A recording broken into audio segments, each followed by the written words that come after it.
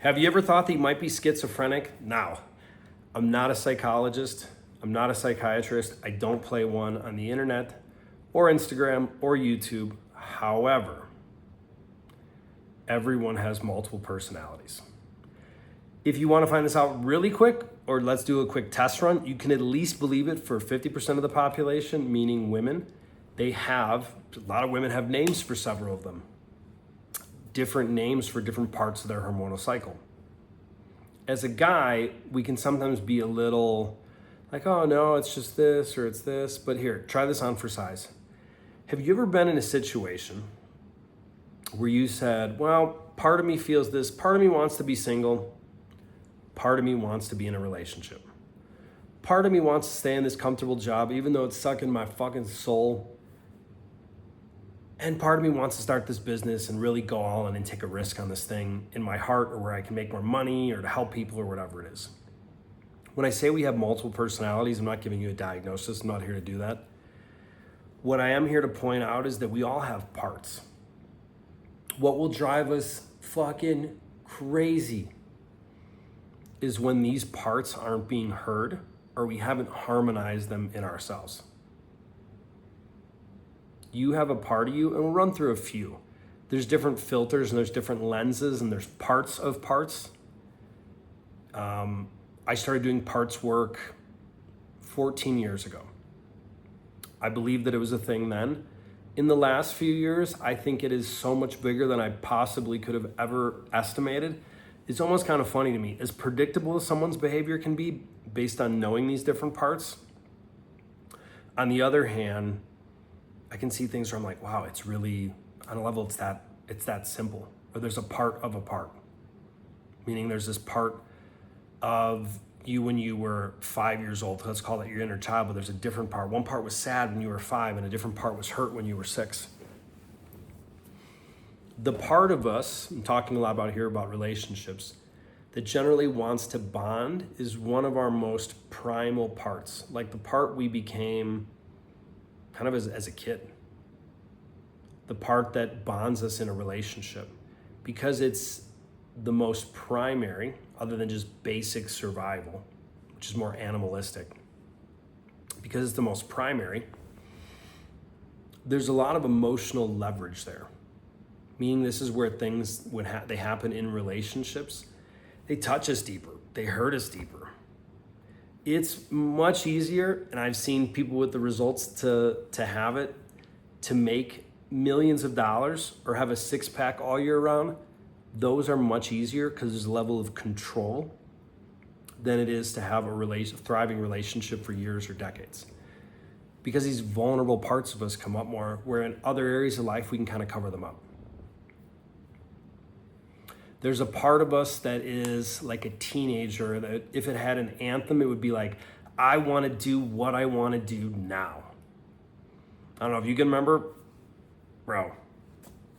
I have that part strong, and I can remember when that part was too wild at different parts of my life. When I was a teenager, when I was 20 something, when I was in my early 30s, now almost 41. And that part wants to be heard. Might want to do something without thinking of the consequences, which doesn't make that part sustainable. And it wants to express itself and just do its thing. There's another part that's diametrically opposed to that part of fun and freedom and do whatever, where it's like, no, you have to follow the rules. You must do this. Now, we're just going to touch on a few of these parts today. You can have a relationship and be with someone you love and have some rules that you think they should abide by, and they can be valid. What can drive us crazy is then we have the part of us that's afraid to lose love, that youngest part, doesn't want to say anything, so doesn't want to get together with the other part that's like, hey, we have like boundaries. Like, come on, after your last 3 relationships, you said you weren't going to do this again. When those parts don't harmonize, connect, have integrity together, it creates a disruption in the system. A lot of guys are conflicted in life and in relationships, specifically relationships, because these parts don't agree. Because of how women's bodies move and fluctuate through a hormone cycle, their parts can be in somewhat of more agreeance, but they can actually have more confusion, because if there's a part talking like someone's on the mic, hormonally, 1 week, someone was talking. The next week, someone completely different is talking. So they would have parts in a different way or a layer on top of that based on their cycle, which is super important to consider. And that goes beyond feminine, masculine energy. That's an energetic. I've had 0 periods in my life, right? Impressively low. I don't have breasts, I don't have a vagina. I never have those experiences. I can access or have or be in touch with my feminine energy. It has nothing to do with whatsoever that I'll never have a female body. That's important to recognize. One of our biggest frustrations in relationships is we think the guy or the girl, assuming you're a guy watching this, about women, that women should be like us. We don't come out and say this, that like, well, she should think this way. Why does she have all those emotions? Bro, she's on fucking drugs all the time. Like, and that's a miracle of life. It's not supposed to be different. You can numb out. Again, not a medical doctor, don't play one on the internet. Antidepressants, smoking weed, hormone. You can tell how unfamiliar I am with this at this point in my life. I couldn't even think of what it is. Taking the pill or birth control, because it screws up things biochemically in such an enormous way that I didn't believe for probably a decade until I heard so many women talk about it. Why is this important? The different parts of us need to agree. We need to know what they're saying.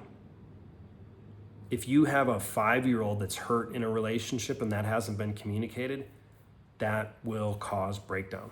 That will cause probably one of the biggest things in relationships, and it would go beyond anger in a way, is resentment. Because resentment can be subtle.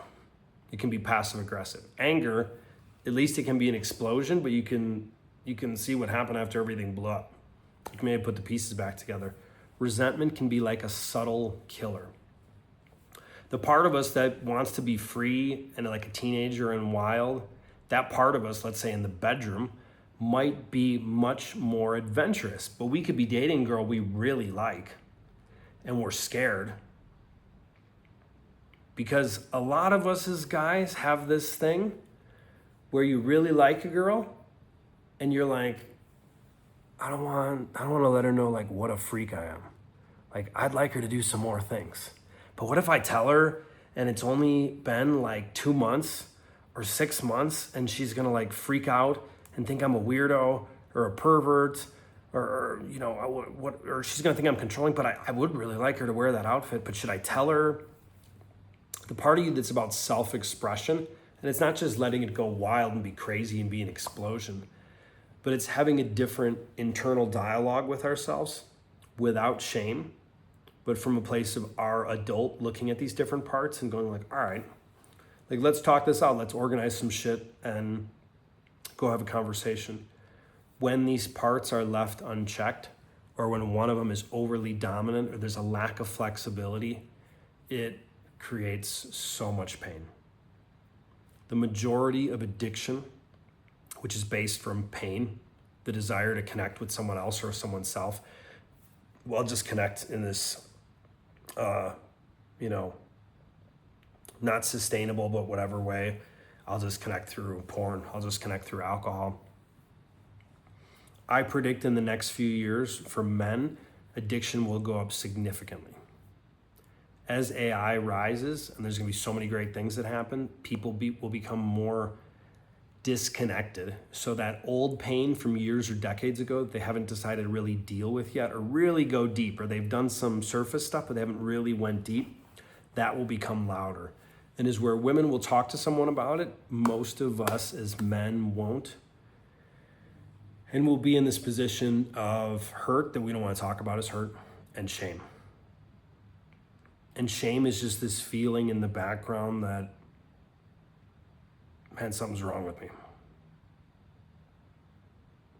Like I can think of, man, how many years ago? 15 years ago, being in such a shameful place, and I didn't even know some of the things that caused that on the depth of my heart and soul.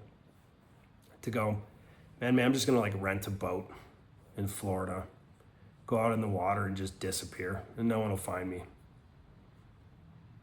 Yeah, if I could just not be here anymore. Like I had those fantasies. Not that I actually took action on any of those things.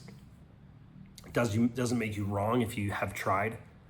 But to have those fantasies of, with all these, again, parts or these different voices, or I feel this way and I feel that way and I haven't said it, or I'm mad and I'm hurt and fuck them and oh, how could she do that to me, and oh, why did they steal the money, or that's not fair, she got sick. This stuff drives us fucking crazy as guys. And if you're an entrepreneur, if you're building a business, if you're growing, if you're achieving, this will be magnified significantly. So how well do you know your parts? And do your parts want the same thing? And then are they going in the same direction? And if you don't know the answer to that, what would it feel like if you didn't have that resistance? If every part of you was like, yep, that girl, I'm all in on her. Like, wow. Yep, that job, I'm all in. Yep, that 90-day challenge in the gym that I know is gonna suck ass, I'm all in even though I'm scared. What if you could navigate the world with little to no inner conflict, or when it came up, you knew how to navigate it, you knew what to do, and you knew you were fucking normal and that's okay. Nothing's wrong with you, bro. You're not alone. Thank you for tuning in. See you soon. Next video, possibly from Miami.